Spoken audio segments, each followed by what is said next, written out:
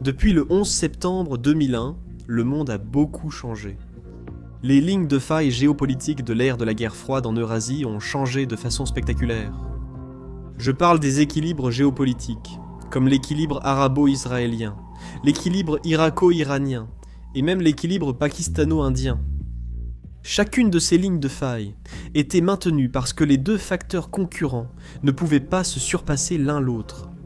Dans la plupart des cas, la superpuissance mondiale aide à maintenir l'équilibre des pouvoirs, car ces équilibres géopolitiques empêchent l'émergence d'une puissance hégémonique régionale, et sont donc dans l'intérêt de la superpuissance. Après tout, plusieurs lignes de faille font partie de la stratégie du diviser pour mieux régner.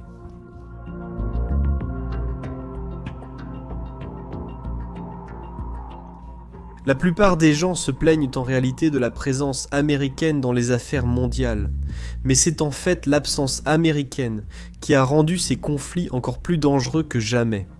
Car dès qu'un de ces facteurs peut surpasser l'autre, cela crée un déséquilibre et la possibilité d'un nouveau conflit devient une réalité. Alors que les États-Unis étaient engagés dans la guerre contre le terrorisme, ils ont perdu de vue la vision d'ensemble. Beaucoup de choses ont changé en raison de l'absence des États-Unis. D'une part, Israël est un État plus confiant et plus fort qu'auparavant. Les pays arabes environnants ne représentent plus une menace militaire pour Israël, à moins qu'ils ne coordonnent leurs efforts militaires. Mais cela est hautement improbable. Aujourd'hui, Israël étend son influence dans la région, mais les États-Unis ne veulent pas d'un Israël trop puissant. C'est pourquoi Washington va lentement et discrètement prendre ses distances avec Tel Aviv. Ce processus a déjà commencé sous l'administration Obama. Et une autre chose, c'est que la guerre en Afghanistan a fortement affaibli l'État pakistanais. Aujourd'hui, le Pakistan n'est plus en mesure de rivaliser efficacement avec l'Inde voisine. Donc l'Inde surpasse le Pakistan. Afin d'empêcher une hégémonie indienne, les États-Unis devront soutenir le Pakistan pour maintenir l'équilibre. Cela peut se faire de plusieurs façons. Washington peut soutenir des réformes politiques, augmenter l'aide financière et même partager, dans une certaine mesure, la technologie militaire. Le prochain équilibre concerne l'Irak et l'Iran. Mais après l'invasion américaine de l'Irak, l'État irakien est sous une forte influence iranienne. Cela est dû au fait que Washington a sous-estimé la communauté chiite d'Irak, mais aussi parce que Téhéran a doublé Washington dans les affaires irakiennes. Aujourd'hui, l'Irak n'est plus un acteur compétitif face à l'Iran, et il n'y a aucune contrainte réelle sur l'Iran. C'est pourquoi, ce n'est qu'après l'invasion américaine de l'Irak que Téhéran a pu émerger dans la région, étendant son influence au Liban, à la Syrie, au Bahreïn, bien au-delà de ses propres frontières. Donc afin de contenir l'Iran, les États-Unis devront conclure des accords et des arrangements spécifiques avec l'Iran, tout comme l'accord de Nixon avec la Chine. Une autre chose que les États-Unis feront probablement, c'est soutenir la Turquie. C'est le pays qui a été le leader historique du monde islamique. Et, même aujourd'hui, la Turquie possède l'économie la plus diversifiée et la plus dynamique du monde musulman. Elle possède également la plus grande force militaire de tout le monde islamique et, sans oublier, c'est la seule grande démocratie parmi tous les pays musulmans. Les États-Unis ont une longue histoire de coopération avec la Turquie. Donc, au final, Washington utilisera et soutiendra Ankara afin de contrer l'influence croissante de Téhéran, alors que les États-Unis étaient engagés au Moyen-Orient au cours des 10 dernières années. L'appareil de sécurité en Russie a repris le contrôle du gouvernement.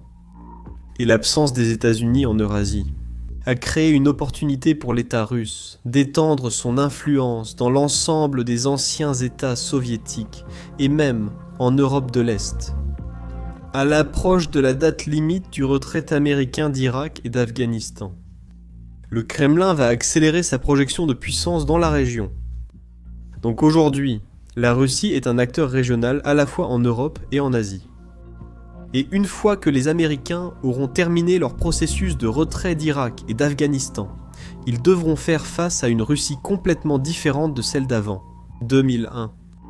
Un facteur intéressant ici est les nouvelles relations étroites entre la Russie et l'Allemagne. Les intérêts de l'Allemagne sont liés aux ressources énergétiques de la Russie. Le gazoduc Nord Stream en est un bon exemple, et les intérêts de la Russie sont liés à l'acquisition de nouvelles technologies auprès de l'Allemagne. Ainsi, les États-Unis devront empêcher un partenariat accommodant entre la Russie et l'Allemagne. Et l'une des méthodes pour contrer cela consiste à utiliser la Pologne contre les deux. Ce que vous devez comprendre, c'est qu'au cours de l'histoire, ces pays ont été des ennemis jurés, et ils se sont fait la guerre à plusieurs reprises simplement pour maintenir l'équilibre des pouvoirs. Surveillez les relations entre les États-Unis et la Pologne, car elles atteindront un tout autre niveau. La Chine nécessitera une certaine observation, mais je pense que l'économie chinoise va ralentir au cours des 10 prochaines années. Elle deviendra une économie mature, mais avec 1 milliard de personnes pauvres. À part cela, il y a de nombreux États voisins qui peuvent s'aligner avec les États-Unis pour garder la Chine sous contrôle, donc je ne pense pas que la Chine nécessitera beaucoup d'interventions. Je pense que les États-Unis se concentreront davantage sur le Japon, car il possède la force navale la plus grande et la plus importante de la région. Après le 11 septembre, les lignes de faille géopolitiques ont profondément changé. Je pense que dans les 10 prochaines années, ces nouvelles réalités vont s'imposer et nous verrons de nombreux nouveaux conflits émerger. Les alliances héritées de l'époque de la guerre froide ne fonctionneront plus au XXIe siècle.